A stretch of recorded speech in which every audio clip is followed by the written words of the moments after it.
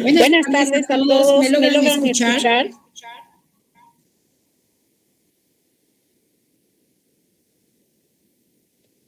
Hola.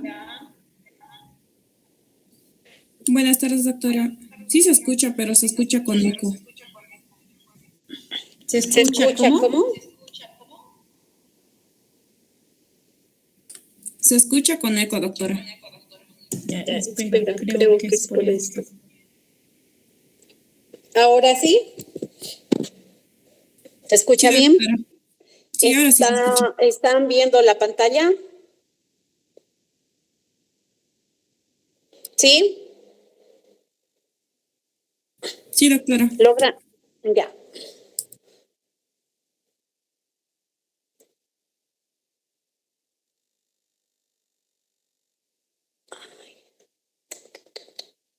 Bueno, vamos a continuar hablando de polimorfismo. Si bien les dije que el material genético en una especie es el mismo, o sea, que tenemos las mismas secuencias, sin embargo, pueden haber cambios. Cambios en muchos aspectos, cambios por la forma de alimentación, por el medio ambiente. Se van a generar variabilidades y eso es lo que nos hace diferentes entre una misma especie, ¿ya? ¿Qué quiere decir polimorfismo? Muchas formas. En el material genético, entonces, en cada gen que nosotros tenemos dentro de los cromosomas, un gen viene de la madre, otro gen del padre, y en este material puede haber variaciones, y eso hace de que nosotros tengamos ciertas características del padre, ciertas características de la madre, pero esas variaciones no tienen significancia. Por ejemplo, vemos acá, ¿no? Está viendo adenina, timina, en cambio aquí guanina, citosina. Es una simple mutación. Sin embargo, eso no es significativo, no tiene significancia, no va a generar una enfermedad. En cambio, cuando se da una mutación significativa, significa que esa proteína va a ser alterada, va a ser diferente en su estructura y por tanto no va a cumplir sus funciones y eso va a estar ligada a enfermedades, ¿ya? Entonces, lo que esas variaciones genéticas afectan a través de estos polimorfismos que se generan en ese material genético, se va a expresar como fenotipo, es decir, el que tengamos un color de cabello, un color de piel, un color de ojos, la estatura, y bueno, estas variaciones también nosotros podemos hacer a través de manipulaciones mediante el ADN recombinante, que en la actualidad se está usando, ¿no? Esta tecnología, por ejemplo, para clonar proteínas, lo que nosotros hacemos es meter el gen de una proteína X. Si yo quiero, por ejemplo, sintetizar, qué sé yo, un anticuerpo para tratar un cáncer. Entonces, puedo yo incorporar ese material genético en el material de un plásmido y como este plásmido se va a replicar, multiplicar, meterlo en una bacteria, ¿no? Entonces, de esa manera yo estoy haciendo esa modificación, ese cambio de este material genético. Entonces, realizamos también a nivel laboratorial ese tipo de modificaciones. No olvidemos que la terapia génica consiste en ello, de restablecer esas variaciones o mutaciones que en este caso están generando enfermedades para evitar esos problemas. Entonces, como les decía, ese polimorfismo en el ADN, en secuencias específicas que se dan, puede darse para mejorar la adaptación a las condiciones del medio o, en este caso, como ya dije, si el proceso es significativo, va a generar una enfermedad, ¿ya? ¿Qué importancia tiene? La importancia es de que, pues, esa diversidad entre especies que se genera es porque nuestro sistema ha ido evolucionando. ¿Debido a qué? A que se tiene que adaptar a ciertas condiciones, ¿no? Pueden ser condiciones climáticas, condiciones de alimentación, etc. Y eso hace entonces de que en ciertas regiones, en el gen, cuando hablo un polimorfismo génico, significa que la modificación, el cambio se está dando en el gen, en esa región que codifica para una proteína. En cambio, decimos que es genético cuando esa modificación se da en aquellas regiones no codificantes. Vamos a explicar más adelante, en el genoma hay regiones exónicas y hay regiones intrónicas. Las regiones exónicas son esas regiones que codifican, es decir, me refiero a los genes.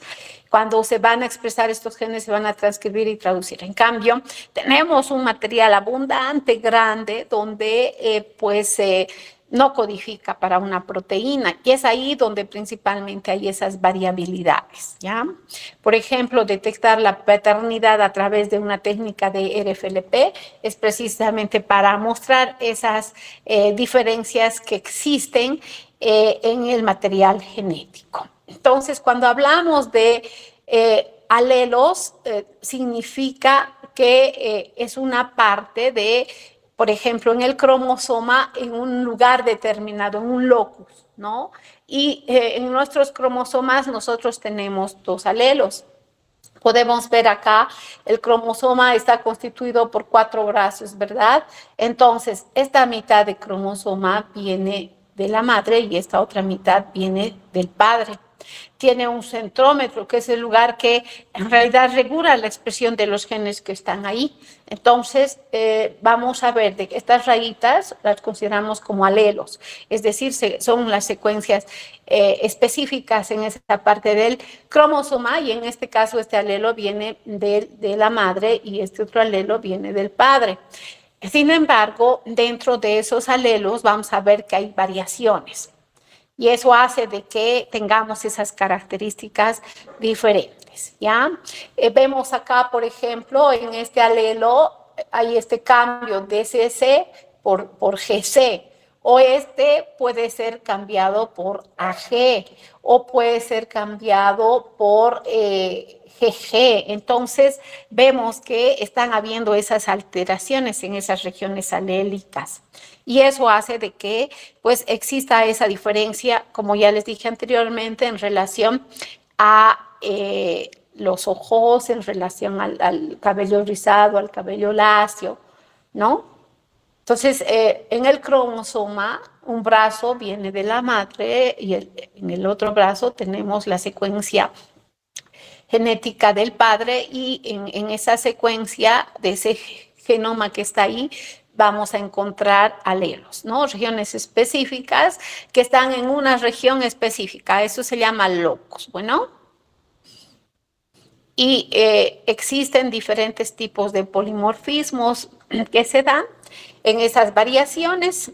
El SNN se da cuando hay una modificación, un cambio en un único nucleótido. Podemos ver acá, en vez de adenina, ahí está guanina, en vez de adenina, aquí está timina. Entonces, el cambio específicamente se da en un nucleótido. Por eso el nombre viene del single nucleotide polimorfismo, es decir, la modificación, el cambio está en un solo nucleótido. En el caso del RFLP, estas modificaciones, estos polimorfismos se dan en fragmentos de diferentes longitudes, ¿ya? Entonces, lo que se hace normalmente al utilizar esta técnica para, por ejemplo, determinar la paternidad es restringir. ¿Qué quiere decir? Usar enzimas de restricción. ¿Qué son las enzimas? Son nucleasas. ¿Qué es lo que hacen estas nucleasas? Rompen el enlace fosfodiéster y generan evidentemente en sitios específicos, en sus secuencias bien específicas. Entonces pueden hacer cortes, y haciendo esos cortes nosotros vamos a tener que en un fragmento determinado, después de hacer la restricción, un perfil de esta manera por electroforesis. En cambio, este tiene este otro perfil y este otro perfil. En cambio, si nosotros, por ejemplo, queremos comparar este perfil que es del hijo con la madre y el padre, vamos a tener que esta persona va a tener secuencias homólogas a la madre y secuencias homólogas al padre. Y también tenemos el otro que se llama el polimorfismo en secuencias repetidas en tándem. Es decir, esas secuencias repetitivas están en la región no codificante, ¿ya? Y a ese ADN, a ese material, se conoce como ADN satélite, como microsatélite, entonces, o mini satélites, ¿ya? Repito, ese material conocido con ese nombre de ADN satélite, mini satélite o microsatélite, está en las regiones no codificadoras. Entonces van a haber también variaciones y eso es lo que nosotros expresamos en el fenotipo. Vemos acá, este caracol tiene 3 líneas de colores más claros, este otro tiene líneas más un poquito más café, menos blancas, ¿no es cierto?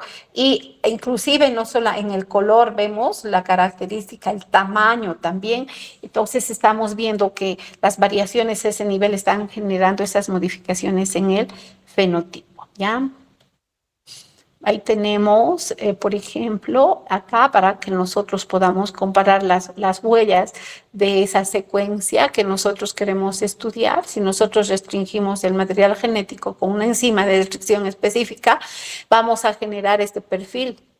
Y en el hijo va a tener ciertas bandas correspondientes al padre, porque el resto de las bandas que en este caso nos está mostrando y también vienen de la madre, ¿no? Entonces el RFLP es una técnica que nos permite mostrar esas variabilidades que se encuentran en el ADN, en un segmento. ¿Cómo se organiza la unidad transcripcional? En realidad, hace rato dije la región exónica, esta es la que codifica para un gen. Entonces, acá en azul está un exón y en este celeste clarito están las regiones intrónicas. Digo intrónica porque es una región bastante grande en el ADN, tiene una multitud enorme de nucleótidos, el 50% más o menos, es material no codificante. Entonces, en el ADN, en la secuencia de nucleótidos, vamos a tener regiones intrónicas y regiones exónicas. Hace rato, cuando les decía el ADN satélite, microsatélite, mini satélite, justamente está aquí. Y hay variaciones en cuanto a los nucleótidos, ¿ya? Se modifica por alguna u otra situación. Y acá tenemos, si nosotros observamos, la secuencia de un gen que codifica para una proteína reguladora. ¿Qué es lo que hace esta proteína? Está regulando la expresión de genes, ¿ya? Entonces, este material genético, en el caso del ADN, cuando se expresa, se transcribe. ¿Qué quiere decir? Que ese material genético se está transformando en un RNA mensajero, ¿ya? Entonces, tenemos aquí, en realidad, al RNA mensajero inmaduro.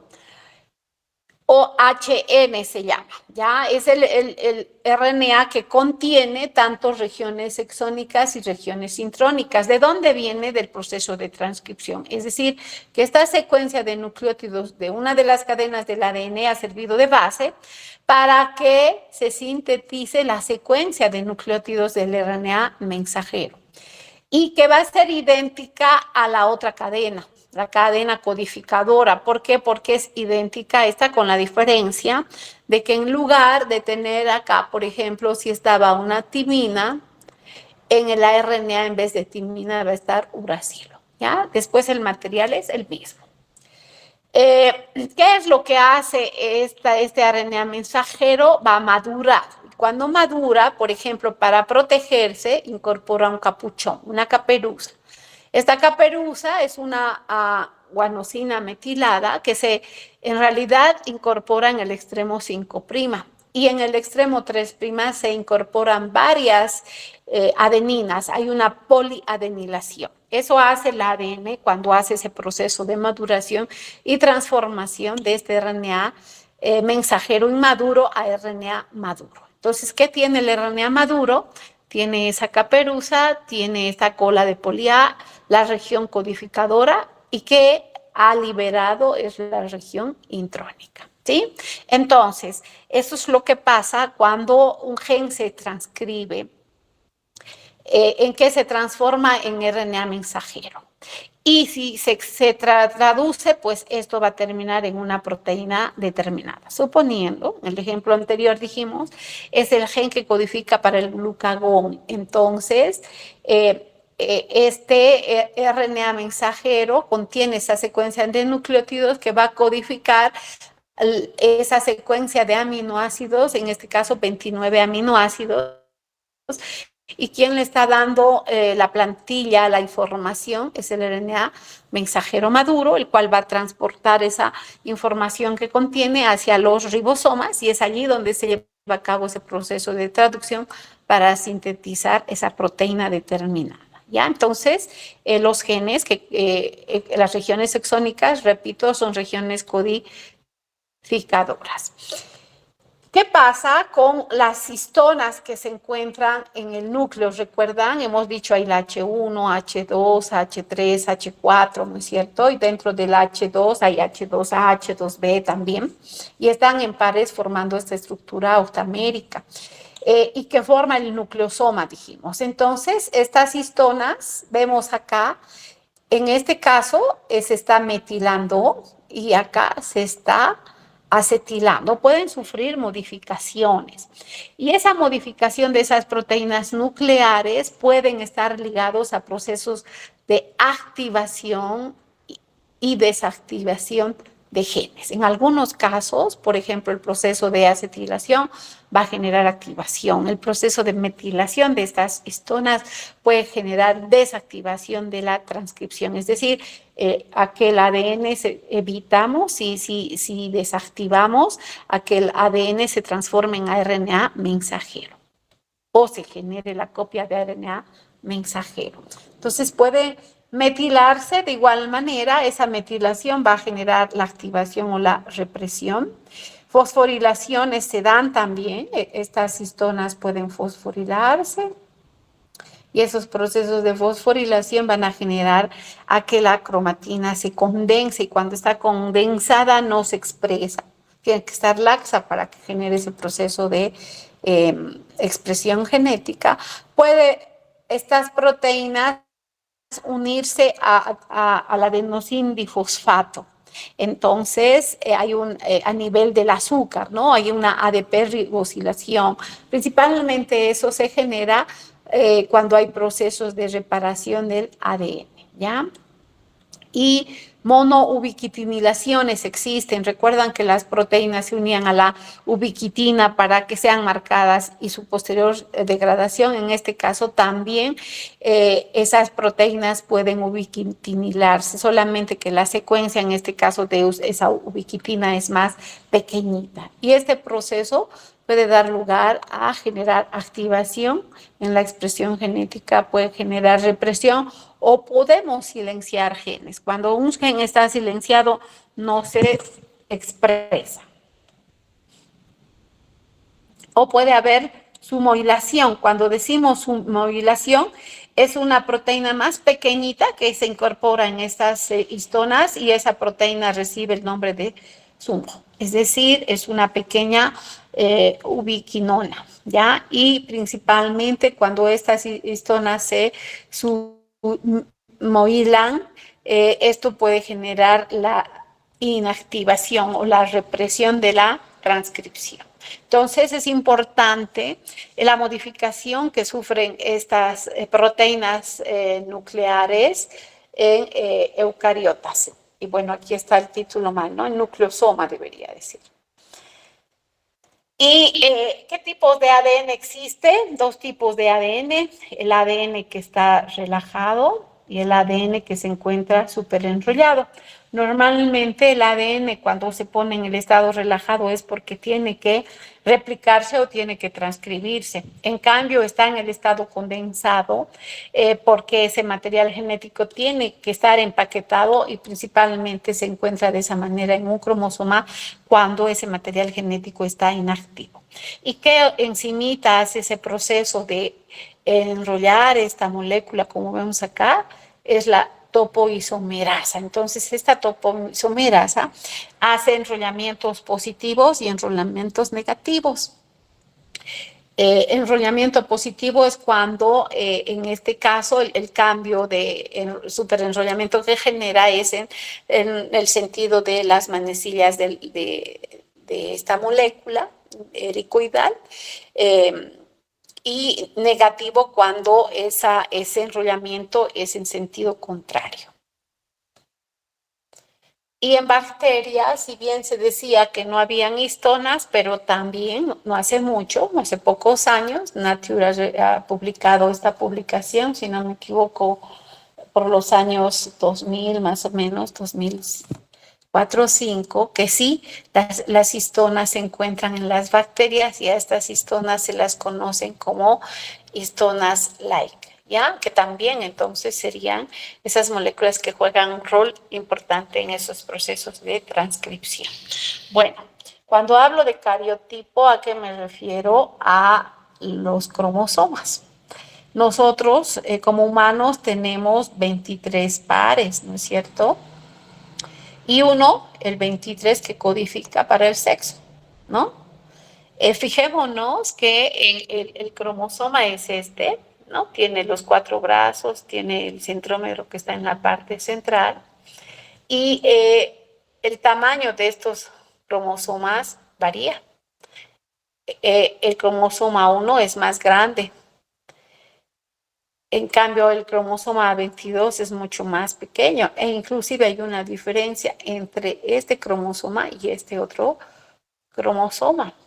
En algunos casos, los centrómetros, como podemos ver, son metacéntricos. ¿Qué quiere decir? Por ejemplo, acá el centrómero está al medio de esos brazos del cromosoma. Cuando decimos submetacéntricos, por ejemplo, tendríamos aquí un submetacéntrico, ¿no? El centrómetro está ubicado un poquito más hacia el extremo. Y tenemos, por ejemplo, acrocéntricos. Cuando decimos acrocéntricos, ese centrómero normalmente se ubica en el extremo de uno de los brazos del cromosoma, ya sea en el brazo corto o en el brazo largo. Si nosotros observamos acá, por ejemplo, el cromosoma 14, en el 20 tendríamos un tipo de cromosoma acrocéntrico. Y también existen los telocéntricos, donde el centrómero está prácticamente al extremo, ¿no? Entonces, de acuerdo a cómo se ubica ese centrómero, vamos a tener diferentes tipos de cromosomas. Y en cuanto al contenido genético, este varía de una especie a otra. Por ejemplo, la E. coli, nosotros vemos aquí, las bacterias están alrededor de, si yo pongo acá la coma, sería 1, 2, 3, la coma aquí, ¿no es cierto? 10 a la 4 más o menos, pares de bases. En el caso de coli, esta tiene, por ejemplo, 4 por 10 a la 6 pares de bases. El Saccharomyces es una levadura. Esta levadura tiene el tamaño de 1.4 por 10 a la 7 pares de bases. Nuestro genoma es mucho más grande. Contiene 3,27 por 10 a la 9 pares de bases. Si bien antiguamente se decía que era 3 a la 9 pares de bases, en la actualidad ya se ha visto de que hay pequeños errores en la secuenciación del ADN, este material tiene ese número hasta ahora, ¿no? 3.27 por 10 a la 9 pares de bases, que si nosotros redondeamos sería 3.3 por 10 a la 9 pares de bases. Algo que debo manifestar, en la bacteria casi el 100% de este material genético es material codificante. Es decir, no tiene esas regiones como en los humanos intrónicas, no codificadoras. Nosotros más bien tenemos en el genoma un abundante material que no codifica. En realidad el 2% nomás codifica. Y en el caso de las flores, por ejemplo, fíjense, el 0,02% de ese material, que es bastante grande, sería 1.4 por 10 a la 11 pares de bases, ¿no? Si yo pongo ahí, es un material prácticamente que en una gran parte no codifica, ¿ya? Entonces, en el genoma, ya hemos dicho exactamente, tenemos 3,27 por 10 a la 9 pares de bases. Nuestras células somáticas son diploideas, ¿ya? Es decir, que tenemos 2 pares de cromosomas. Y tenemos, y en realidad en total tendríamos 23 pares, ¿no? Cada par viene un par viene de la madre y el otro del padre, ¿ya? Y tenemos 22 pares autosómicos y el último que codifica para el sexo, ¿no? X. Bueno, les decía que a nivel de lo que es el genoma, en esos cromosomas se encuentran 30.000 genes. Si bien se decía 25.000, pero como les digo, se va haciendo estudios más profundos y hasta ahora ya se tiene, en realidad en esa secuencia que nosotros tenemos 30.000 genes, es decir, 30.000 secuencias codificadoras. ¿Para qué codifican estas? Para 100.000 proteínas. Y como les decía hace rato, el 2% de este genoma es genoma exónico, es decir, son secuencias codificadoras. Y aquí yo voy a modificar las 24, sino el 30% son regiones intrónicas. Sin embargo, esa región, como vemos que no codifica, tiene importancia. ¿Por qué la importancia? Porque regula la expresión. Esa región es la que genera esa diferenciación intraespecie. Y esas modificaciones, como les decía, esos polimorfismos que se dan en esas regiones, principalmente se dan en procesos de adaptación al medio ambiente, ¿no? Entonces, tienen también, antes se decía que era material que no servía, pero en la actualidad cada vez se están encontrando mayores funciones e inclusive enfermedades ligadas a esas variaciones que se pueden generar en esas regiones intrónicas. ¿Ya? Si nosotros observamos aquí esta imagen, tenemos nuestro material genético, el ADN, aquí el exón 1, es una región codificadora, aquí el exón 2, como hace rato vimos cuando se transcribía el RNA mensajero. Esta región con esta otra región codificadora está separada por este bucle, si quieren, de color lila, y esas serían las regiones intrónicas o no codificantes. Vamos a ver luego cuando hablemos de transcripción, los RNAs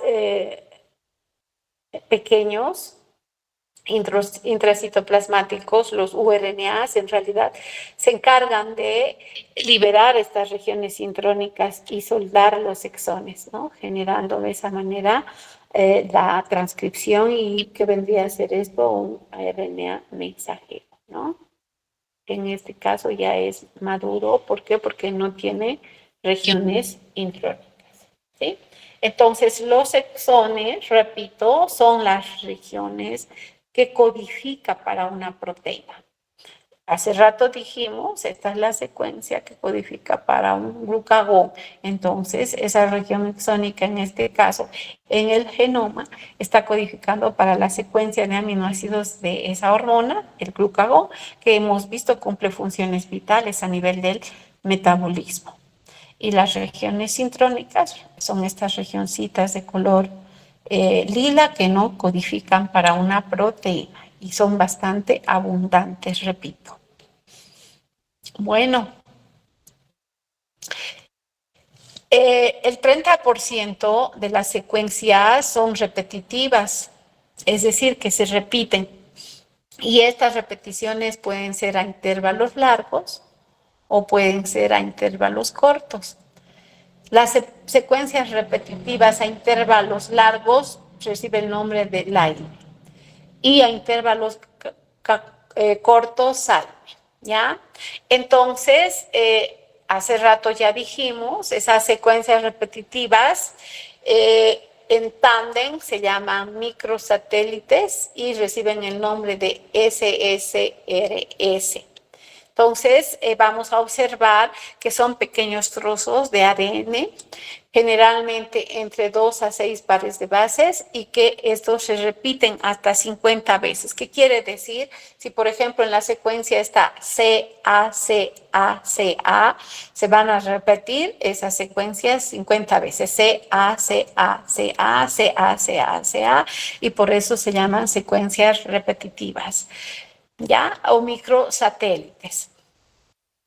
Se ha visto entonces que es ahí donde generalmente se observan esas variaciones, esos polimorfismos, que en realidad van a estar ligados a esa diferenciación intraespecie, ¿ya?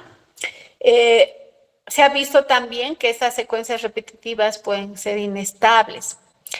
Tenemos enfermedades, el síndrome del cromosoma X frágil, por ejemplo, son secuencias de citosina, guanina, citosina, en la distrofia mitótica, citosina, tinina, guanina, en la atrofia muscular de la espina vulvar, Doctora, citosina, adenina, guanina, ¿sí?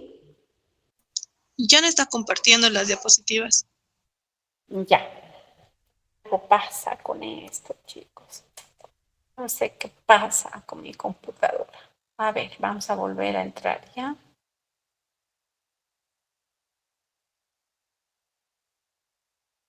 Y aquí dice que sí, estoy presentando.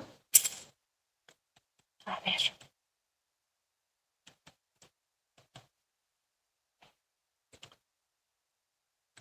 La clase magistral va a ser mañana a las 7 de la noche. Y el día martes, por el examen, porque van a estar estudiando, no vamos a pasar clases, ¿ya? O sea que el próximo clases no tenemos la clase teórica. Pero sí vamos a tener la magistral el día sábado. ¿Sí? Sí, se ve. Ya. Bueno, entonces, como podemos ver, en el ADN también en la actualidad ya se han encontrado que hay esos polimorfismos, esas modificaciones, ¿no? En esas secuencias no codificadoras. Y dentro de esto también hay secuencias repetitivas y que en esas secuencias, esas modificaciones, cambios en el material genético genera enfermedades, ¿ya? Por ejemplo, el síndrome del cromosoma X, la enfermedad de Huntington y actualmente se están haciendo diagnósticos, haciendo el estudio, la identificación de esas regiones en este material genético, donde también encontramos ADN en la mitocondria, ¿ya? El 1% del ADN está ahí. A ver. Y contiene este material genético 37 genes, 16.569 pares de bases, que es la región codificadora. ¿Y qué es lo que codifica? Para 12 RNAs ribosómicos, para 22 RNAs de transferencia. En realidad son los RNAs de transferencia, cada uno para uno de los aminoácidos, ¿no? Codifica para 13 proteínas de la cadena respiratoria. Dentro de estas 13 proteínas, 7 están en el complejo 1. Tenemos también en el citocromo B del complejo 3, 3 en el complejo C oxidasa, es decir, el complejo 4, y 2 en la ATP sintasa. Sin embargo, todavía hay teorías y no está bien comprobado que podrían inclusive este material genético codificar para las enzimas del ciclo de Krebs, ¿ya? Este material genético, algo muy importante, solo se transfiere por vía materna, ¿ya? Por vía no mendeliana. Y que también se ha visto que pueden haber esos cambios, esas mutaciones, y que estas estarían transmitidas por la madre, ¿no? Entre estas enfermedades tenemos miopatías, puede haber diabetes, trastornos neurológicos ligados a esos cambios, a esas mutaciones en este material genético. Entonces, en resumen, tenemos ADN en el núcleo y tenemos ADN en las mitocondrias, porque también ahí está el ADN mitocondrial. Si recordamos hemoglobina, la hemoglobinopatía S es una mutación de un solo nucleótido, ¿no? Entonces, podemos tener, pues, lesión, o en este caso, mutaciones, cambios, donde se sustituya la adenina por una citosina. O en este caso, si yo comparo la secuencia original normal con esta otra, vemos que entre adenina y timina se está incorporando guanina y guanina, dos nucleótidos. Entonces, en ese sentido, hay adiciones en este material genético. O al contrario, si yo comparo esta secuencia con esta otra, entre C y C, que es lo que hemos retirado, A y T. Entonces, en este material genético hay una supresión, ¿ya? Entonces, de esa manera, ese material puede modificarse por inversiones, por sustituciones, por deleciones, y ese tipo de situaciones generan esas modificaciones en el ADN. En algunos casos son significativas y si son significativas van a dar lugar a enfermedades. Bueno, hasta aquí hemos visto todo lo que es referente al ADN en cuanto a sus características y sus funciones. Ahora vamos a ver qué pasa con el ARNA. Ya mostramos en la primera diapositiva de la clase anterior que el ADN es una cadena doble, en cambio el ARNA es una cadena simple. Es un polímero lineal de ribonucleótidos. ¿Por qué ribonucleótidos? Porque el azúcar es la ribosa, en cambio en el ADN es la desoxirribosa.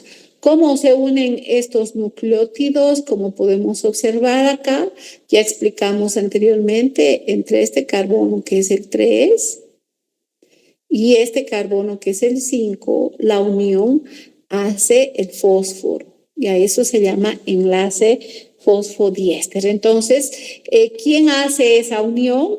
Es una enzima, la RNA polimerasa. En cambio, en el caso del ADN, la enzima que genera esa unión fosfodiéster es la ADNA polimerasa. Y siempre la polimerización va en sentido 5'3', que quiere decir que para que se pueda unir un nucleótido a este, siempre debe existir este oxidrilo libre.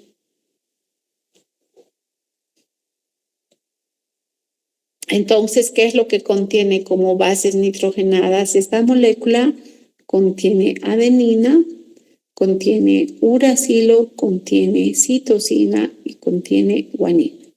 A diferencia del ADN, no tiene timina, pero en lugar de timina está el uracilo.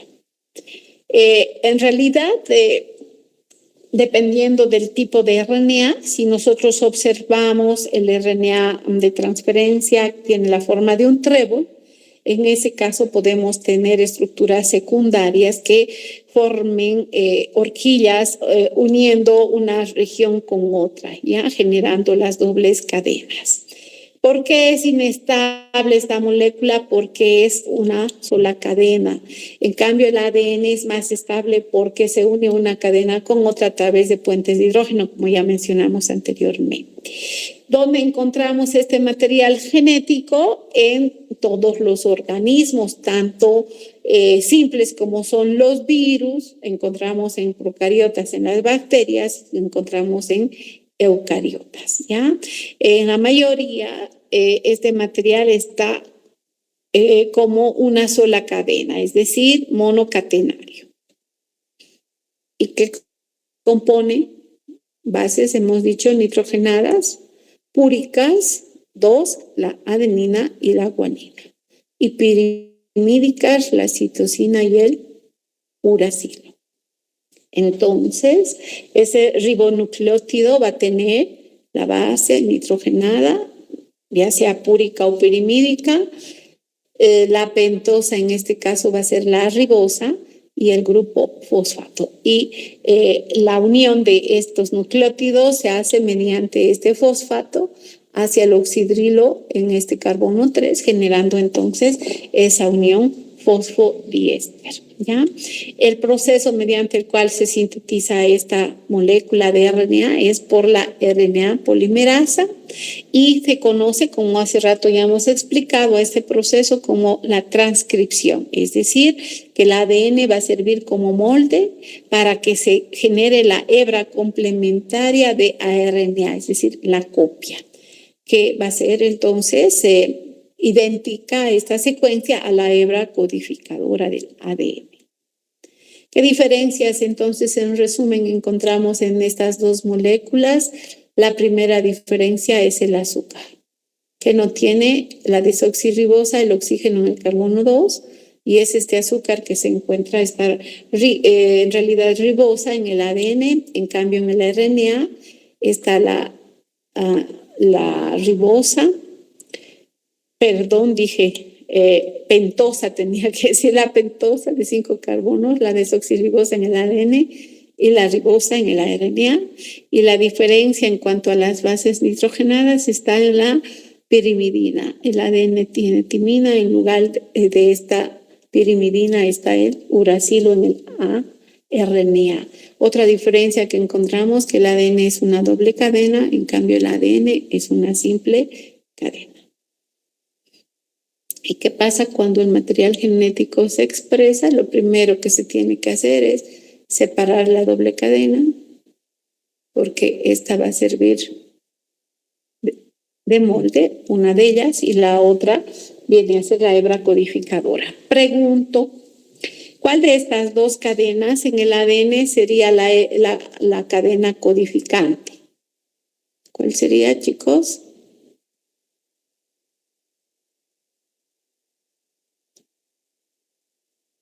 ¿Cuál sería? ¿Cómo me doy cuenta que es la cadena codificadora? ¿Ah?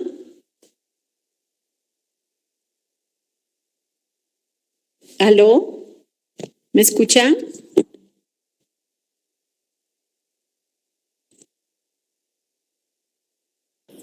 Se escucha, doctora. La codificante es esta que está en la parte superior. Es idéntica a la secuencia del RNA mensajero, con una sola diferencia, que en lugar de timina, ¿qué tenemos? El uracilo. Entonces pregunto, ¿cuál sería la hebra molde para la transcripción? La que va a ser de base y sobre esta se va a generar la hebra complementaria. ¿Cuál sería, chicos? Esta, ¿verdad?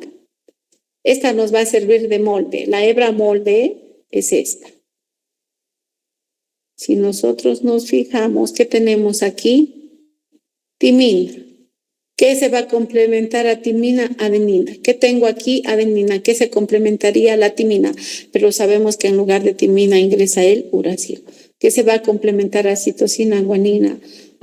¿Y qué estoy haciendo? Transcripción. Entonces, ese es el proceso de transcripción, ¿ya? Esta secuencia es idéntica a la hebra codificadora, repito, con la única diferencia, en lugar de timina está el uracilo. Y en el ADN tenemos el codón de inicio, un ATG, ¿ya? Y en el ARN mensajero, este es AUG. Y este codón de inicio codifica para un aminoácido, que en este caso siempre va a ser la metionina, ¿ya? Ese es el codón. Este triplete de CCA codifica para prolina. Y este triplete de CUA va a codificar para leucina. Y así sucesivamente. ¿Ya? Entonces, cada 3 nucleótidos en el RNA mensajero es un codón. Y cada codón codifica para un aminoácido. Entonces, ¿qué está determinando la secuencia de nucleótidos o ribonucleótidos en el ARN mensajero? La secuencia de aminoácidos de una proteína. Porque este ARN mensajero en el ribosoma, ¿qué va a ir a hacer? Se va a ir a traducir. Y la traducción que nos está dando lugar a la síntesis de una proteína. es decir, está determinando la secuencia de aminoácidos que se va a unir para conformar esa proteína. Algo que también debemos saber, que la secuencia de aminoácidos nos va a permitir descifrar la secuencia de nucleótidos. Y al revés, la secuencia de nucleótidos nos va a permitir descifrar la secuencia de aminoácidos de una proteína. Bueno, el RNA tiene también, igual que el ADN, una secuencia primaria. Y la secuencia primaria es la secuencia lineal de nucleótidos que se unen uno a otro, como ya explicamos, a través del enlace fosfodiéster. Vamos a encontrar en el RNA también estructura secundaria y terciaria, y eso va a depender del tipo de RNA. Por ejemplo, acá esta forma de trébol tiene el RNA de transferencia. ¿Y qué ha pasado? Se ha unido esta región con esta otra a través de puentes de hidrógeno. Entonces ahí tenemos la estructura secundaria. En el caso del RNA ribosómico, este RNA ribosómico, ¿dónde se encuentra? En los ribosomas. Tenemos acá la subunidad mayor 60S, la subunidad menor 40S, es un ribosoma eucariota, decimos que es 80S. Luego vamos a explicar a detalle de sus coeficientes de sedimentación de los ribosomas, y es acá que este material genético, como está interactuando con las proteínas ribosómicas, este va a tener una estructura terciaria. Entonces, entre los principales RNAs tenemos tres: el RNA de transferencia, el RNA mensajero y el RNA ribosómico. El de transferencia, su nombre lo dice. ¿Qué hace? Se encuentra en el citoplasma. Si bien toditos se han generado en el núcleo, porque para transcribir, la transcripción donde se lleva a cabo en eucariotas, en el núcleo, pero estos RNAs posteriormente se dirigen al citoplasma y es ahí que van a cumplir diversas funciones. En el caso del RNA de transferencia, su función es, a través de su anticodón, tomar un aminoácido específico y transportarlo. Por ejemplo, en el caso que dijimos, el anticodón es la secuencia complementaria a este codón. Si aquí está AUG, sería la secuencia complementaria. ¿Qué sería, chicos? UAC, ¿verdad? Y UAC, que es el anticodón. Y este anticodón, ¿dónde se encuentra? En el RNA de transferencia. ¿Y qué va a transportar en este extremo 3' este RNA de transferencia? Ese aminoácido. ¿Cómo se llamaba? Fenilalanina, ¿ya? ¿Y qué hace el RNA mensajero? Hace rato ya hemos explicado cómo nace, a través de ese proceso de expresión genética, es decir, mediante la transcripción, y esa secuencia que contiene de nucleótidos el RNA mensajero se traduce en codones, y esta molécula va a transportar la información genética del ADN, es decir, del núcleo de las células, ¿hacia dónde? Hacia los ribosomas. ¿Para qué? Para que se sintetice una proteína. Y los RNAs ribosómicos, ¿dónde se encuentran? En los en los ribosomas, y son diversos. Por ejemplo, tenemos el 18S, el 5S, ¿no? Entonces, su función va a ser hacer que lean la información del RNA mensajero para que de esa manera le den la información al RNA de transferencia, y este RNA de transferencia transporte un aminoácido específico. Es decir, que están haciendo la lectura de esos nucleótidos que después se va a traducir en una secuencia ordenada de aminoácidos. Es decir, que se está llevando a cabo la síntesis de una proteína.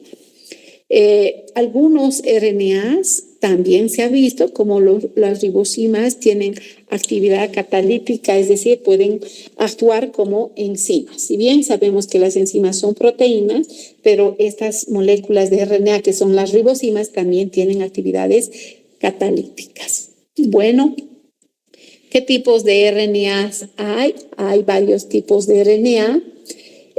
Tenemos los que ya mencionamos, el RNA mensajero, el RNA ribosómico, el RNA de transferencia, Y en el núcleo tenemos RNAs pequeños nucleares. Dentro de estos tenemos los miRNAs y los microRNAs que se conocen, ¿no? Y tenemos del tipo U1, U2, U3, U4, U5, U6. Y estos en realidad RNA son los que se van a encargar de retirar las regiones intrónicas y hacer el soldaje de las regiones exónicas. Tenemos también al RNA heterogéneo nuclear. Este es el RNA mensajero inmaduro que se encuentra en el núcleo de la célula. Tenemos también los RNA citoplasmáticos pequeños.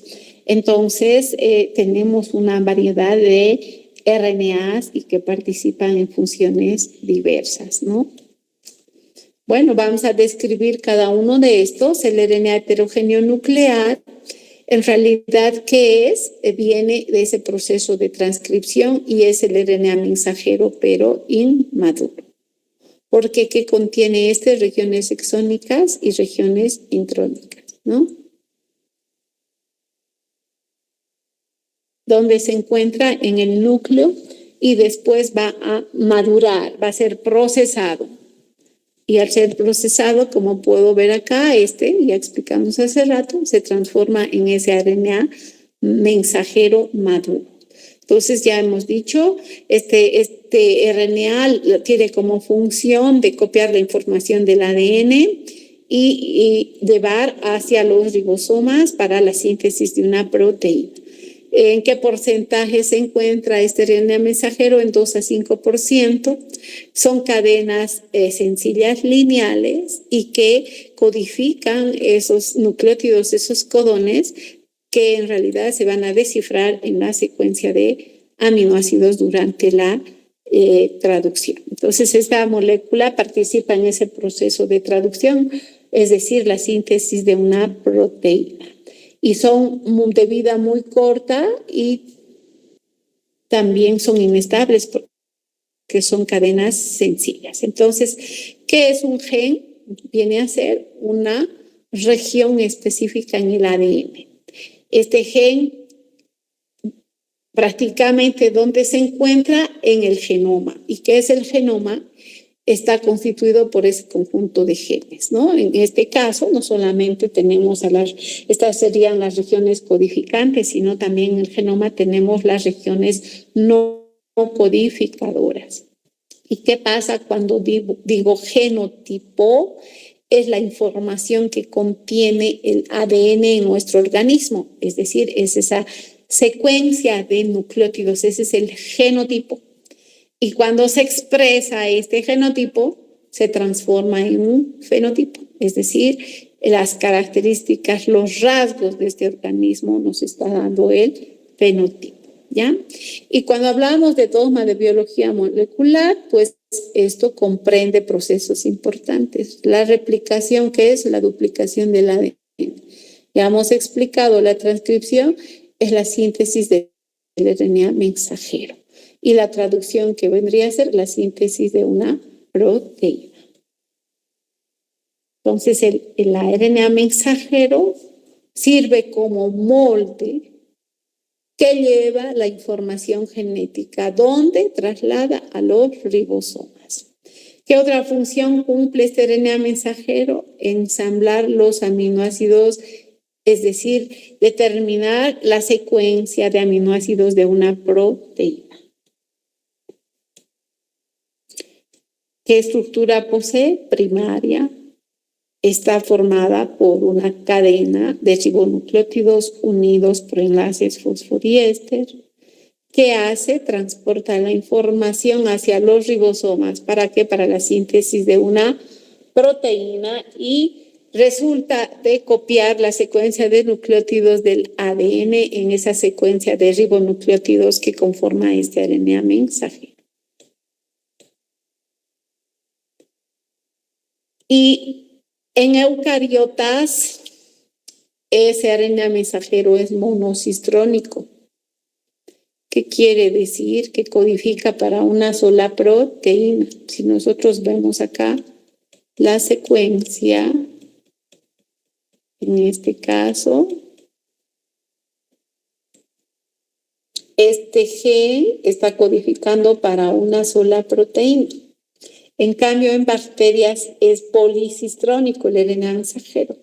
Un RNA mensajero va a codificar para varias proteínas en el caso de procariotas, ¿ya? Eso significa que es policistrónico. Si tengo aquí 3 genes, 1, 2, 3, entonces, ¿cuántas proteínas voy a producir? 3 proteínas. Eso quiere decir policistrónico, ¿ya? En el caso, repito, de eucariotas, el RNA mensajero es monocistrónico. Y ojo, acá tengo, por ejemplo, la secuencia del genoma de un eucariota, y estas partecitas anaranjadas van a ser las secuencias codificadoras, o perdón, al revés. Las azules son las secuencias codificadoras y las secuencias anaranjadas vendrían a ser las secuencias no codificantes, ¿ya? Entonces, estas partes se tienen que retirar para conformar, en este caso, el RNA mensajero. Y en bacterias, pues este genoma casi el 100% tiene secuencias codificadoras. Entonces, un RNA mensajero puede codificar, por ejemplo, el operón de la urea. La urea está compuesta por 5 enzimas y el RNA mensajero de ese operón, pues va a codificar para 5 enzimas, ¿ya? Entonces, cuando este RNA mensajero se traduce, esto va a dar lugar a la carbamoil sintetasa 1, ornitin carbamoil, la transferasa ornitin transcarbamoilasa, la argininosuccinato sintasa, la argininosuccinato liasa y la ureasa. Entonces, al traducirse, cada uno de estos genes va a producir una proteína. En el caso de una bacteria, ¿no? El operón de la urea. Y el RNA de transferencia, voy a avanzar un poquito porque nos hemos retrasado, chicos. Tiene la forma de este trébol y contiene entre 74 a 95 nucleótidos y tiene un extremo 3' que sirve como adaptador. Es aquí que se une el aminoácido. Corresponde al 20% del total de los RNAs. ¿Cuál es la función? A través de su anticodón, ya hemos explicado hace rato, esta secuencia va a ser complementaria al codón, el codón donde se encuentra en el RNA mensajero, y ese codón va a codificar para un aminoácido determinado. Entonces, dependiendo de la secuencia del codón, si es AUG, en este caso, va a transportar metionina, el codón sería AUG, ¿no? El codón de inicio. Y el anticodón tendría UAC. Entonces, este RNA de transferencia en este brazo A que contiene este anticodón va a recoger un aminoácido, en este caso sería la metionina, y va a cargar metionina en ese brazo. El brazo T es el brazo que se une al ribosoma y el brazo D es aquel que hace que se active la RNA-aminoácido de transferencia, una enzimita que posteriormente vamos a explicar, tiene la función de transferir los aminoácidos a esa región para que este RNA los transporte. ¿Dónde? A los ribosomas. ¿Para qué? Para la síntesis de una proteína, ¿ya? Entonces, no olvidemos, esta molécula tiene la forma de un trébol. Existen más de 20 tipos. ¿Por qué? Porque cada aminoácido es transportado por una RNA de transferencia, ¿ya? Tenemos aquí este triplete ACC que está en el extremo 5' y tiene un oxidrilo, es ahí donde se fija el aminoácido, es decir, es el extremo de fijación del aminoácido. Tiene el brazo A, donde está el anticodón, tiene el brazo T, como ya dije hace rato, se fija aquí en el ribosoma, sitio de unión al ribosoma, y el brazo D en este caso, se une a la enzima para cumplir esa acción catalítica de hacer la transferencia del aminoácido, con la enzimita que recibe el nombre de RNA-aminoácido de transferencia. Y en el ribosoma tenemos los RNAs ribosómicos, son los más abundantes. Corresponde al 70% del total de los RNAs. Y estas, como podemos ver, son moléculas lineales largas. ¿Por qué decimos monocatenarias? Porque están constituidas por una sola cadena. Son los principales componentes de los ribosomas, porque no olvidemos, un ribosoma tiene además proteínas que van a cumplir diversas funciones, en este caso dentro de los ribosomas. Su función importante son catalíticas y estructurales, ¿ya? Entonces van a, en algunos casos, tener la función de actuar como enzimas. ¿Cómo se clasifican estas? De acuerdo a su coeficiente de sedimentación. Y podemos ver aquí, por ejemplo, la subunidad mayor en el eucariota es 60S, porque el coeficiente de sedimentación de esta estructura es de 60. En cambio, la subunidad menor, esta es la subunidad mayor, esta es la menor, es su coeficiente de sedimentación de 40S. Y el ribosoma en total, 60 más 40, ¿cuánto sería? 80S. ¿Ya? No se suma en realidad. Ese es el coeficiente de sedimentación de un ribosoma eucariota, como vemos acá. En cambio, el coeficiente de sedimentación de un eucariota es 70S, que contiene la subunidad menor. En este caso, para eucariota, la subunidad menor es 50S. Mayor 50S. Y la subunidad menor 30S, ¿ya? Y el coeficiente de sedimentación, este ribosoma recibe el nombre de 70S. La subunidad menor 30S, que contiene el RNA ribosómico 16S. La subunidad mayor, que se llama 50S y que contiene el RNA ribosómico 23S y también contiene el 5S. Estoy hablando de los RNA ribosómicos en procariotas. En cambio, en eucariota, la subunidad menor 40S, ¿qué RNA ribosómico tiene? El 18S.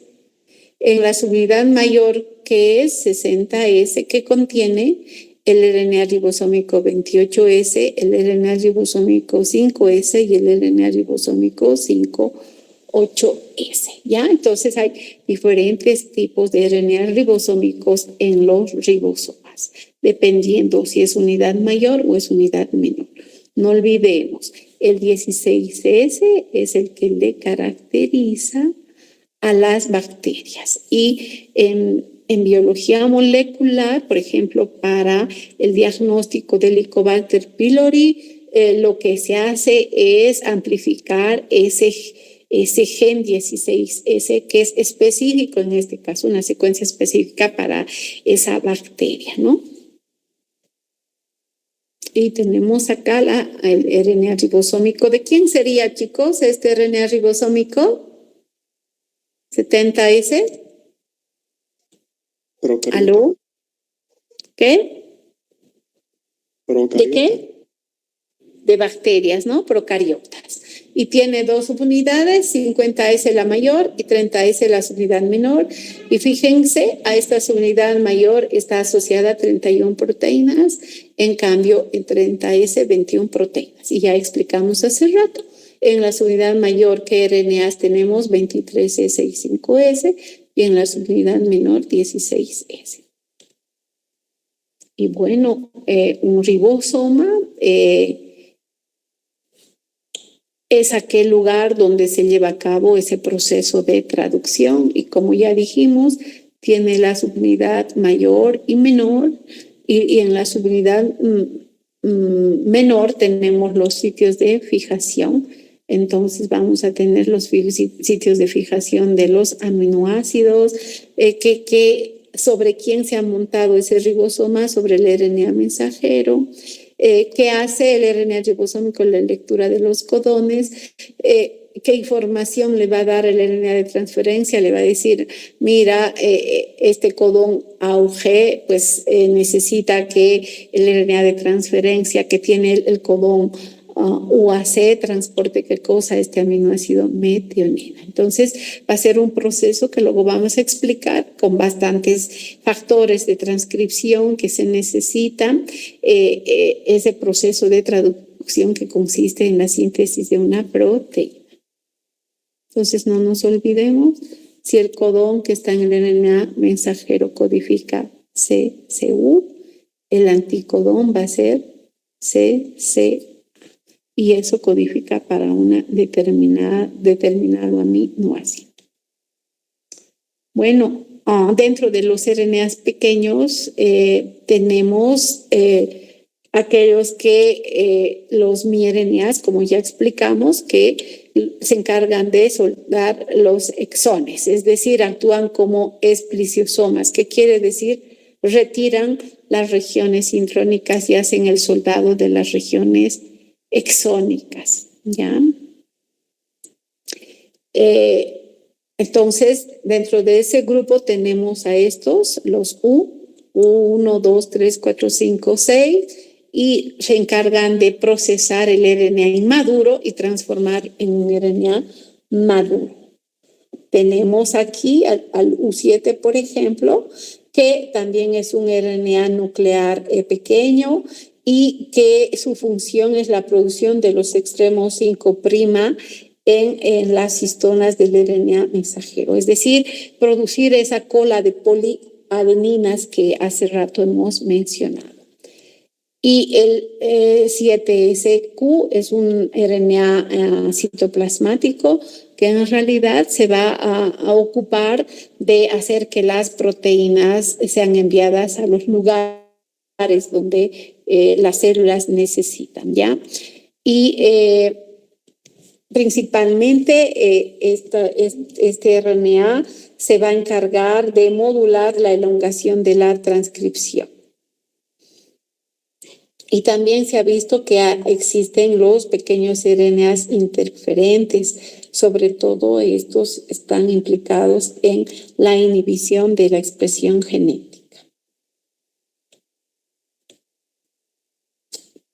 Y dentro de las regiones no codificadoras tenemos a los microRNAs, o miRNAs, esas secuencias simples repetitivas que hace rato hemos mencionado, que pueden tener funciones importantes como inhibidores de la expresión, en algunos casos pueden actuar como oncogenes, por ejemplo, el MIR125B1 es un marcador que se utiliza para la leucemia linfoblástica. El MIR122 lo estudia para la detección de la hepatitis C, porque se expresa en el hígado y está ligado a ese tipo de hepatitis. Y tenemos varios, ¿no? MIR 128.1, 48A, 130B, 301B. ¿Qué es lo que hacen estos microRNAs? En realidad regulan el metabolismo de los lípidos, en este caso colesterol, triglicéridos, y también regulan la homeostasis de la energía en el organismo.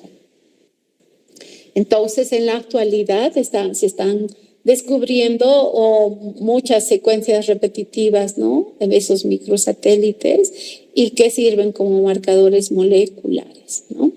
Y tenemos también los RNA circulares que se encuentran en el sistema nervioso y que no son secuencias codificadoras, ¿no?